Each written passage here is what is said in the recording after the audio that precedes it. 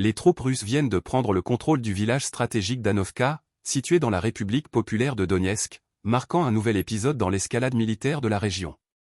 Ce petit village, à seulement 8 km au sud de Kurakov, devient un point clé pour l'accès à cette ville par le flanc sud, offrant un avantage tactique majeur dans cette zone disputée. Selon les informations fournies par le ministère russe de la Défense, cette avancée a été rendue possible grâce aux actions déterminantes des unités du groupe de forces sud. Ces troupes, bien équipées et hautement organisées, ont mené une offensive ciblée pour sécuriser la localité, consolidant ainsi leur emprise dans cette région stratégique.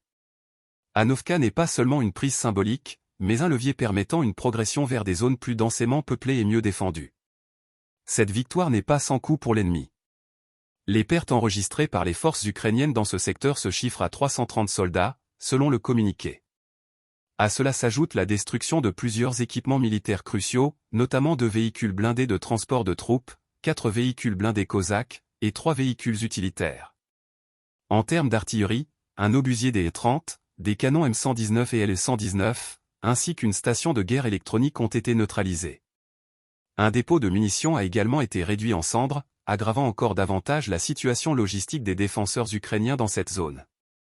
Au-delà des pertes humaines et matérielles, cette opération démontre une nouvelle fois la capacité de l'armée russe à mener des offensives méthodiques et à exploiter des failles dans les défenses adverses. Avec cette avancée, Moscou affirme son contrôle progressif sur des points névralgiques, utilisant des tactiques combinant assaut direct et frappe de précision sur les infrastructures ennemies.